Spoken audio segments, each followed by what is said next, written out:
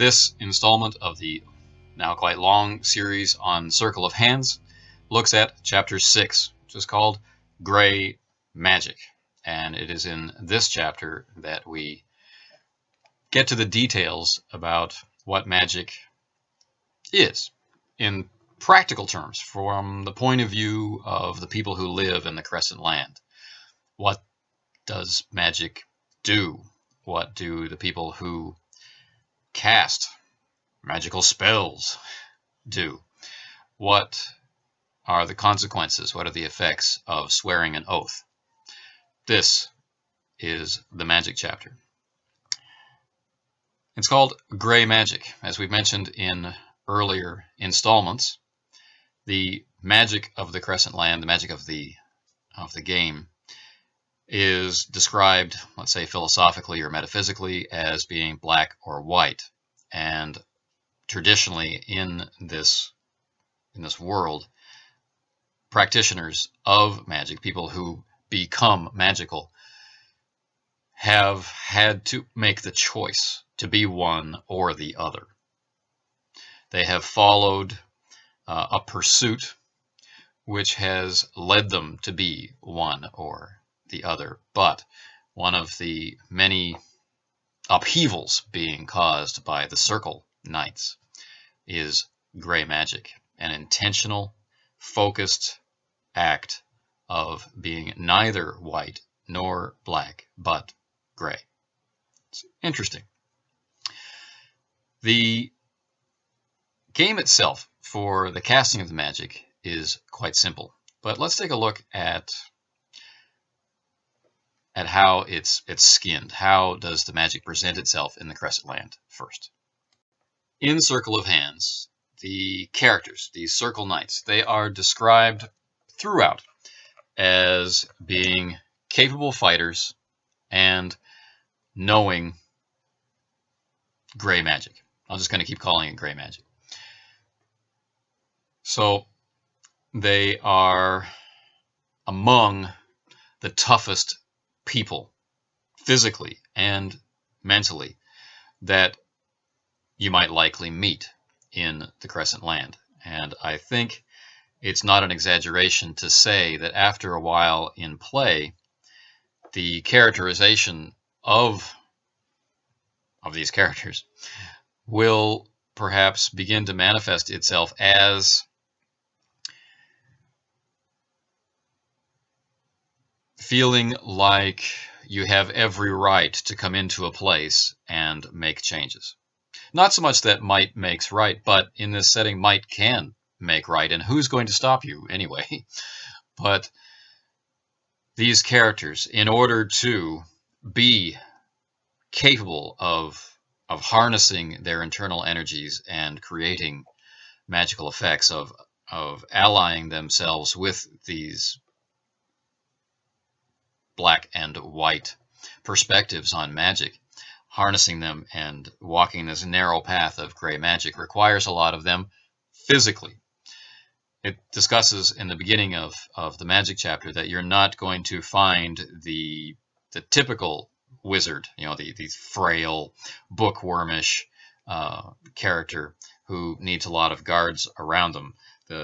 These characters are wielding the very energy of their life force in order to make magic happen, and so they need to be tough. I don't really think we're talking about, Arnold Schwarzenegger proportions, but we're talking about physically tough. They can survive the beating, the internal and an external beating that magic requires. This is kind of a dramatic image and can be very attractive to a certain kind of player. And the opportunity to go further, to not only be this competent, forceful character in terms of personality, but to also be able to explore maybe physical competence by playing a more martial character, and more magical competence by playing someone whose profession is a wizard. You have a lot of options. You can be playing this game with someone who has learned how to fight, who can protect themselves, who has learned some magic and can protect themselves, to someone who can go in and really bang some heads, and go in and have someone who can literally blow things apart. There's a theme of force now about the characters. When they enter a particular area, something is going to change by virtue of the fact of them being there. I think this is an important concept, and it was really brought home to me again, like for the second time, by reading the magic chapter. The first thing that really leapt out at me was the concept of oaths, and so I'd like to begin there. Oaths and the mechanics surrounding them do not come first in the magic chapter. That is reserved for the mechanics and starting out with the description. So it moves through the description of magic, more description of the metaphysics, including a lot of input from playtesters and some devil's advocate stuff from the author, which I liked. And then we get into the mechanics, and then following up with kind of what I think of as the price, gifts and marks, and we'll talk about those a little later on. Then, after we finish that stuff, the mechanical stuff of being magically capable, we get into oaths. So what is an oath? An oath can be sworn by any named character, a circle knight, and really that's it, according to the opening. This is reserved for the player characters and those named characters they may or may not wind up in some sort of conflict or interaction with. There's a lot of very cool color that goes along with the swearing of the oath. This is described as being an unmistakable event. Someone swears an oath and everybody around knows that has happened. It's restricted to one oath per venture. So this is going to happen only once during the play session. And it's described as basically being I will, and then there's a simple framework for swearing black or white oaths. There's nothing specific about gray oaths. This is more that the Circle Knights are very practical, while a black wizard would be swearing oaths that follow the strictures for black magic, and white wizards should be doing the same, using oaths that follow white strictures. The Circle Knights are not so constrained, and this is another source of conflict and tension in the Crescent Lands between these ideologies. The mechanics of an oath are simple. It's the intention to swear the oath, really. And it describes that even if physical speech were prevented, you can still swear the oath. It takes place during moments of conflict. This might be some kind of social duel between characters. It might be actual physical combat. And the swearing of the oath is tacked on to your intention statement. So that's all right. And what happens then? Well, mechanically, it affords a benefit. You are awarded another die if you are undertaking an action that is moving you toward fulfilling your oath. If you're doing something that is not fulfilling your oath or working toward fulfilling your oath, you don't get the bonus. You must resolve the oath within the venture. So this is not some kind of long form oath, like one day I shall. No, this is something that you need to accomplish in tonight's session. So it applies when you are working toward that. It doesn't apply when you're not. If you fail to accomplish it by the time the venture is over, you will gain a mark. We'll talk about those in a bit. And you will lose 1 point off the attribute of the player's choice. You'll be affected by the failure. So there are consequences. There are benefits to swearing an oath, and there are consequences for failure, which, as you know, I like. So the oaths are very powerful. I love this idea that this isn't casting a spell from a manner of speaking. This isn't unrolling a scroll and chanting mystic words and binding people into a certain course of action. This is, just literally swearing that you will do this thing. And I really love this image. Very much of the magic section just grabbed me up and made me want to play, which I really appreciate. So, what else can we talk about? Gifts and marks. By casting spells, the character will be, moving toward one side or the other in this struggle between black and white. The Circle Knights are walking this line of gray magic in between. They're very, very conscious of the effort of trying to balance this descent toward one or descent toward the other. So this is represented in the game by points, and spells have a point value, and you have a chart, which I will show in a graphic maybe now. Black and white points are recorded as they are earned. Black moves across from the left, and white moves across from the right. When they meet in the middle, they overlap as you cast them. If the track fills up with one color, you gain a mark. Receiving a mark brings with it physical changes that represent, in which direction you have been moving. And it brings with it a gift. You have ceased to be fully human, mortal, and you have become something more, something magical, and you receive an ability or a change of some kind as a result. An example gift from the white side of this struggle is to command the movement and intensity of nearby fire and light at will. It lists some restrictions around this, such as not being able to create light or fire, but being able to manipulate it. So that's an example of that side. From the black side of this struggle, you could disgorge vaporous snakes who make effective spies regarding a stated location in the venture. And there are, again, restrictions on how they can be used in the short description. We're only talking about like 5 or 6 lines for each of these things, and there's a large number of them. So your progression toward one side or the other of this dichotomy of magic marks you, changes you, makes you more and different than what you were before. I like this quite a bit, and you can become quite different.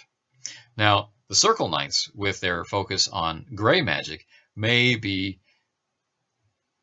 canceling out these things, in terms of the marks.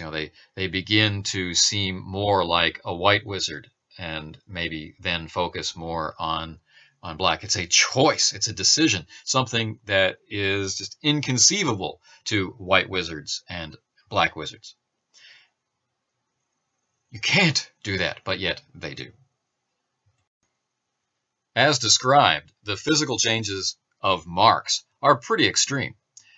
At their beginning stages, I think a lot of players will find them cool. But as they become more extreme in one direction or the other, I think a lot of players will want to pull back from them rather than go so far, if they're really getting into the headspace of their character. And with the concept of gray magic, and that the Circle Knights are representing this new metaphysic of magic, this new philosophy, this new approach, displaying overtly marks leaning one way or the other aren't going to do you any good when you're sitting around the campfire chatting with your fellows, I think. So, yeah, there are benefits to be gained. There are significant changes which may keep characters up at night, that might give disturbing images to the players even. There's good reason to swing back and forth, to walk that line, to prevent these changes. And there's good temptation in order to earn gifts and become more than. you were. On the character sheet, use of magic is tracked on the chart I showed you before, which has the black magic on one end and the white magic on the other, and 9 spaces in between. And each spell cast has a point value. These are the number of points of that color of spell, which will be added to your track. So as spells are being cast, your value is moving back and forth. You can never have more than 9 points.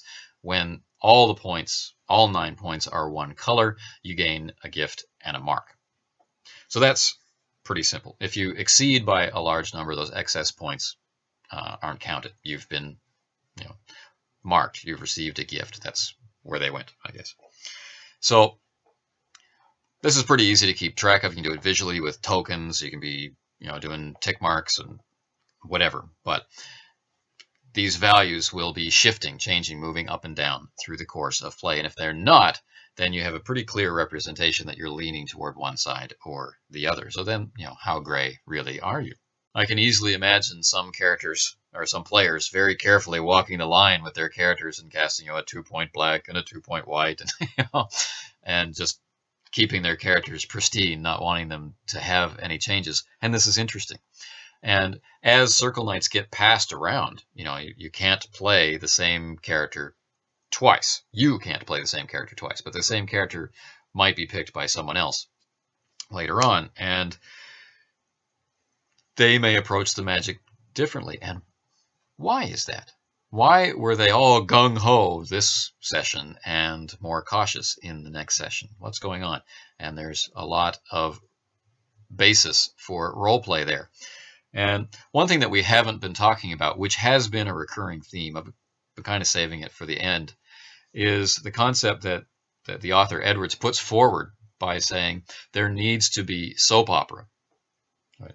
And maybe some people will cringe away from that term. Maybe we won't like the idea that the dramatic interactions in our role-playing game could be likened to soap opera, but it's not really a bad choice of words. Maybe not a favored choice of words, but bias is what bias is. So this fuel for difference. Why were you this way last time, and why are you this way now? What has changed? What's bothering you? What's getting at you? This is something that's out there, that's visible, it can be seen, and doesn't need to be thrown out there by the player like, I'm feeling different today, and I hope somebody notices. It's obvious, it's palpable. Things have changed in some way. We've entered a new community, and people are acting, well, how are they acting? Let's get into it. I like this opportunity. And the magic section is one more way that this can be brought forward. Being aggressive physically is one way. How you deal with magic is another. There are points in the text where I think a casual reader might become confused. And this is around the concept of the wizard. The wizard is a very specialized type of person in the Crescent Lands, and they go through an awful lot of horrific changes in their lives. It's not a matter of receiving a cool spell book and studying at home, and following the 12-step program and becoming a wizard.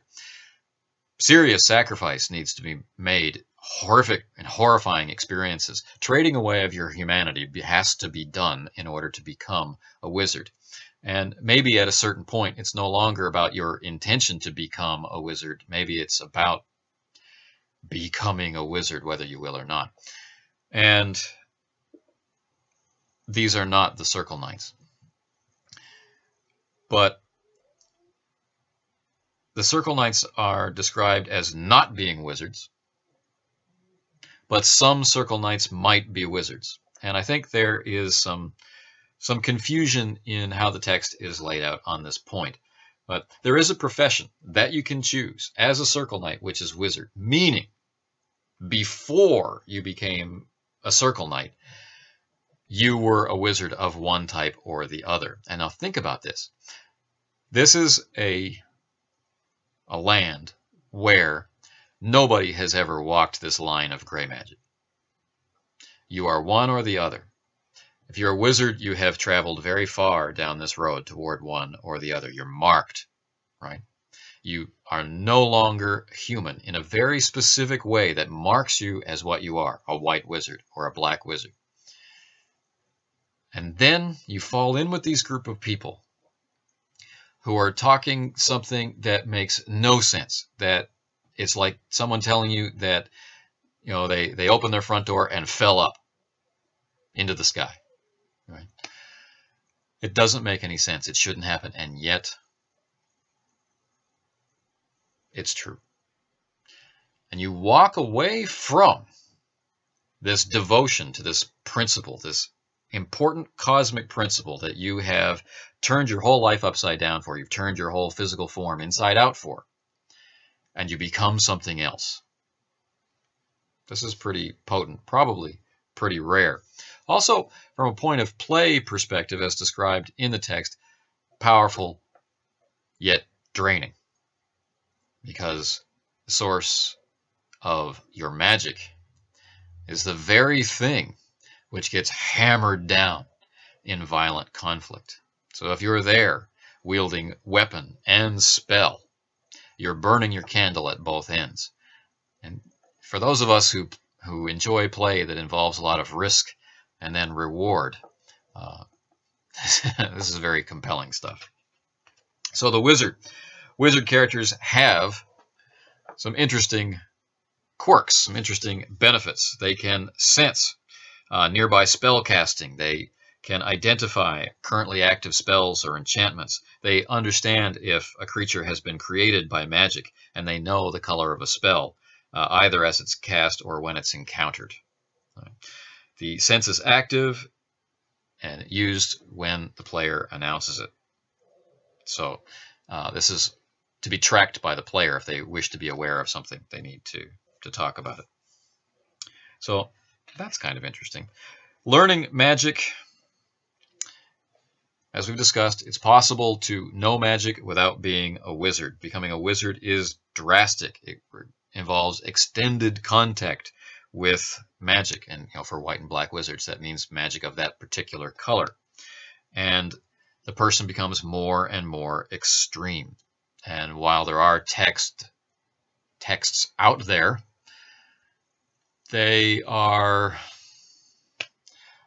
kind of like reading a book on martial arts. They fill your head with a lot of information, but they don't actually make any significant changes in ability. Maybe in the ability to conceive of an action, but not the action itself.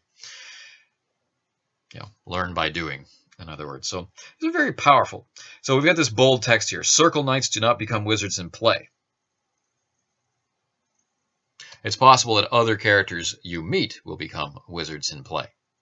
Right? But Circle Knights do not become wizards in play. They either were a wizard before and have become a Circle Knight and embraced gray magic, or that's it. So that's enough talk about wizards.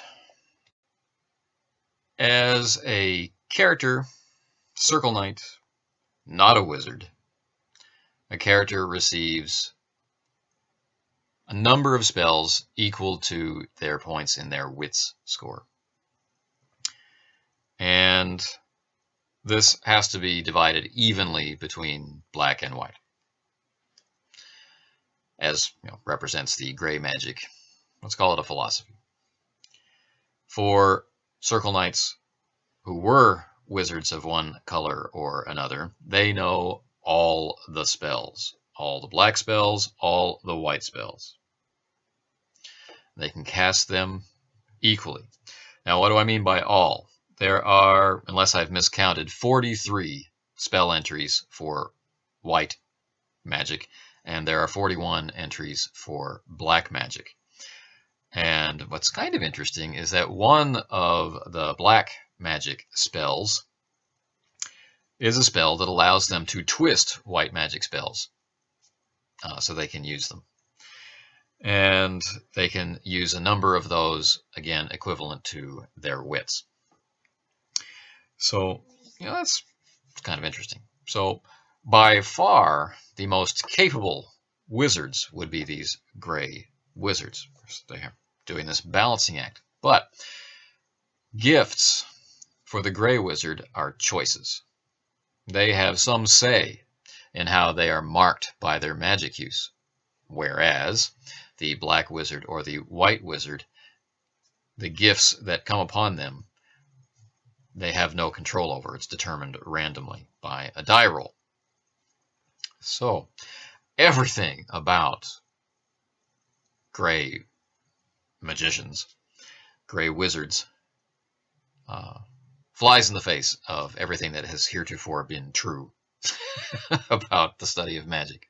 So you can expect to face off against some unhappy members of either school, either focus of magic.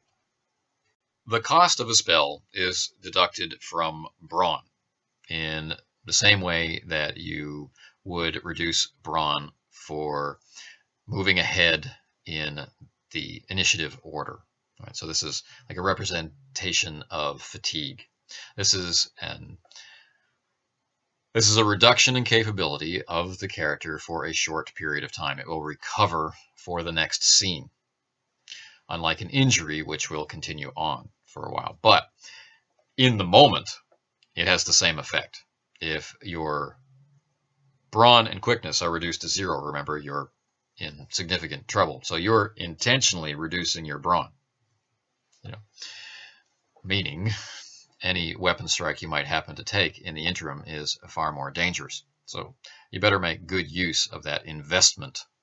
Spells are described as either being instant, done like an action, and again, this is a very primal kind of internal magic. And as I read it the first time, what struck me was the first image of a wizard that I had was from the Conan the Barbarian movie, Mako. Especially that first movie where he almost seems as afraid of the magic as he does seem to be cocky about being in control of it. And while Conan the Destroyer shows us Mako being more of a wizard, I got less of that feeling from how he was doing it. But still, it's very primal, guttural, physical motions, contortions, and very fast magic. So that kind of image comes to mind. Not, intoning, sacred chants while standing in occult etchings. Come up to my magical chamber and look at my etchings kind of thing. So magic is often very fast, very brutal, very draining. Or it's a long, drawn-out endurance test where it's performed as a ritual. And this allows the character to build and layer spells together into more than just one kind of attack or reaction or defense or whatever, turning it into a spell, which takes an hour per point. So the more complex or complicated, the more effective the spell is, the longer it takes to cast. But any number of them can be combined together. Again, draining your brawn. Magic. What does it look like? It's described as a symbolic act employing ritual items, smearing or scattering ash. Think again of this character I described, this wizard character from Conan the Barbarian. And polished bone, smeared and scattered oil, smoke in the appropriate color. It's assertive, it's obvious, it's creepy. Hand gestures, body language, guttural noises. The caster may or may not speak, it says, but if so, then the vocalization is barely speech at all, but a guttural, primal expression of the spell's purpose or visual aspect in a single brief word. This is really will working on a very primal and physical level. The use of magic is not subtle. Any wizard in the vicinity knows it's happening.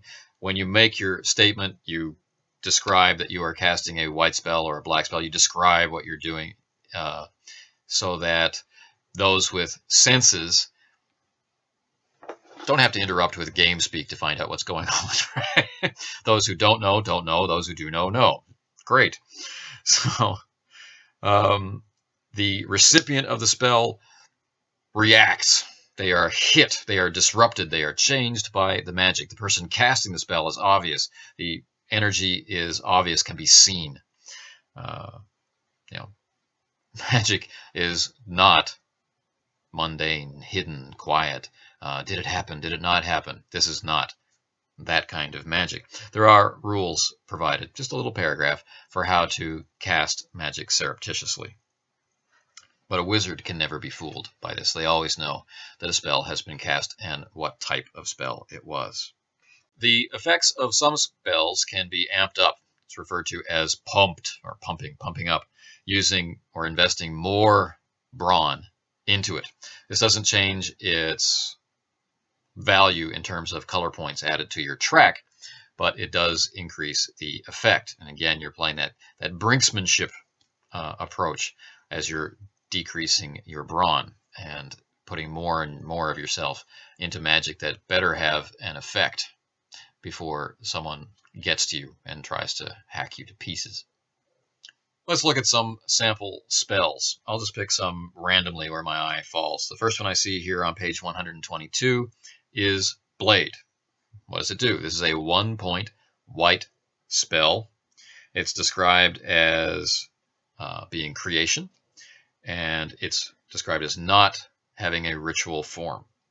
The target is one person. The effect is that an ordinary sword is created in the person's grasp, ready to use. If the sword is given to an unnamed character, they ascend to named status. Variants or options on a 1-to-1 brawn investment, you create more swords. Now just imagine the Circle Knights are captured. They're unarmed. They're safe. And then suddenly they all have swords and they hack you to pieces. Yeehaw. Pretty cool 1-point spell. Another one, Step. The effect of Step is the target gains nearly perfect balance and coordination, gaining the combat advantage bonus in appropriate conditions and permitting actions usually reserved for professional entertainers. So there's a wide variety of effects. So these are 1-point spell examples. 2 points, we have the Beast spell, and there's different levels of Beast spell. So a beast will appear, and it'll obey the summoner's commands until its brawn or quickness is reduced to 0 or below, after which it can be forced to obey with a charm roll. You might get a small bear, or a panther, or a large snake, something like that. Another one, Purge, for 2 points. Target is cleared of poison, including the magical effects of the black magic spell Envenom, and will recover quickly from its prior effects. Okay. As an example of a 3-point white magic spell, we've got Sink. To be a stationary, swirling magical well is created in the air, and all magic cast in its proximity costs 2 additional brawn points. Prolonged spells currently running must have 2 brawn pumped into them, or they will immediately dissipate. You know, scary stuff in the middle of a battle. Black magic, for 1 point, we've got Confuse, which is targeting one person or beast. In the effect, the target becomes incapable of targeting other characters in any way or of speaking. Pretty potent. Another one is Cloud. The effect is all light sources in the immediate area are extinguished, and all target actions in that area receive a 1d6 reduction, as is attempting to leave the area of effect.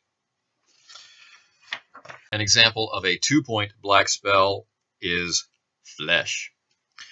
Here, the target is one or more corpses of people or animals, and the effect is that a wall is created, not necessarily conforming to the original shape or dimensions of the body. It has a strength equal to the body's combined original bronze, and if damaged, it will regrow 5 brawn per action. Another example is Infect. The target person or beast contracts a non-fatal, non-contagious fever. And so a wide range of things that you can do. 3 points, we have Erupt. Effect. The ground bursts forth in a miniature, 20 feet tall, miniature volcano with attendant effects. depending on the situation. Volcano. Okay. Ghastly magic is on the black side, and on the light side, equally ghastly, if a much cleaner form of force. One of the things that I personally appreciate about how the spells demonstrate the difference between the black and white magic is that, for the most part, they are asymmetrical, meaning you don't have the same spell with a different skin on both sides. The magic does different things. It has completely different intentions, for want of a better word. Those who follow black magic are in it for completely different things than those who follow white magic, and the spells that they, or the effects that they can produce, reflect that. And it's not simply you cast this, I cast that. You have to think about how you want to deal with what the other person has done. And I think there is a lot of interesting choice built in to the spell options, combinations, interactions between different types of spells to produce spectacular effects. I think discovering these in play, learning how to become really good at understanding the best way to, levy your magical might, could be pretty thrilling. This is the part of the game that requires the most work. There are 40 spells on each side. They're very short. I'll see if I can demonstrate this. Each of these is a spell entry. There's many spell entries per page, and there's not a lot to remember. They're all in the same format. There's no variant terminology. What is the effect? It's usually just a sentence or two. And what is the possible resistance, or what opposes it, that kind of thing. So getting up to speed on the magical spells should be quite easy if the Circle Knight you're playing has 3 or 4 spells, or 4 or 6 spells, or whatever. If you decide to play a wizard, you do have some homework to do. Maybe selecting some favorites that you think would be fun to employ, and then, building up from there in terms of awareness. Circle Knights who are not wizards are not stuck with the same spells forever. They can have their spells chosen at the beginning of the venture. So the spells that they're choosing to use, or the palette from which they're willing to draw at any particular moment, what they're ready to draw, prepared to use, will change from venture to venture in which they appear. It's just kind of nice. So it means that nobody's really stuck with, I pick crappy spells at the beginning and I'm never going to use them, and blah, blah, blah. So as long as the players are willing to invest the time into reading these few pages about magic, then the game will flow smoothly. Much easier than other games which involve spell lists.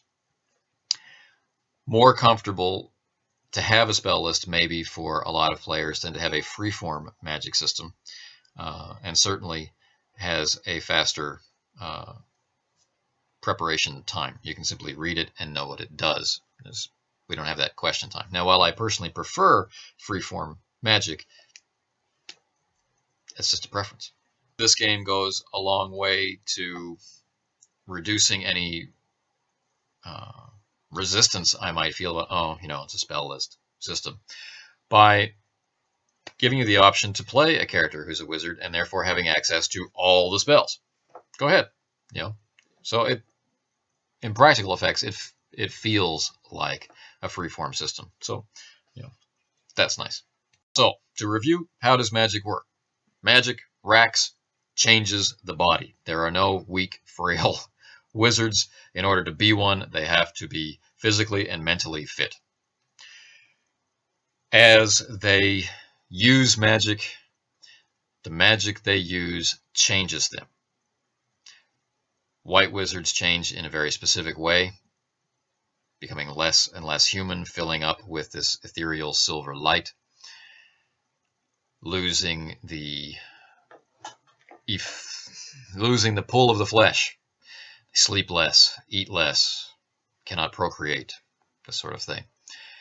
Then, on the other side, the black wizards, they fill up with this goop, this muck, swamp water, and acquire tastes.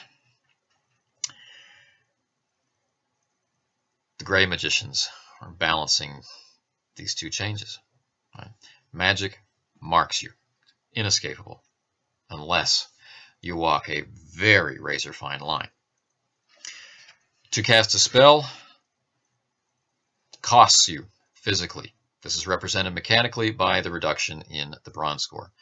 This reduction is for that scene. You recover by the next scene. Gifts are significant. These are magical effects that will fundamentally alter the way that the character is, both physically and their ability to act. This is written as a strategic choice for the Circle Knight. The gifts that they embody represent something they intend to be able to do. It's not ideological, it's maybe more tactical. Oaths. I will do something by the end of the session. The universe or something hears you. These oaths are also colored. Right? You will swear a white oath or a black oath. It will affect your track of points of magic. It will assist you in accomplishing that oath. You have magically bound yourself to accomplishing this oath. If you fail, you'll take the consequences. Those characters who were wizards before becoming Circle Knights have very special abilities about their awareness about the use of magic around them. And they have made an ideological shift that is unheard of, even more so than the knights who have not come from a magical background, but who have learned by their association with the circle. In every chapter, each thing that we have learned, whether it's the killing chapter or this magic chapter or the forthcoming kind of creatures chapter, there are aspects of the Crescent Land, of what it's like to live there, what things look like, how things affect people, which are encoded into how it's written. So as you go through the book, you learn more and more and more about the viewpoint that will color the way that your character acts. The chapter itself, Gray Magic, begins on page 111, and the text about how to use magic runs until page 120. Then we have the spell list, which takes us up to 133. And then we have two more pages.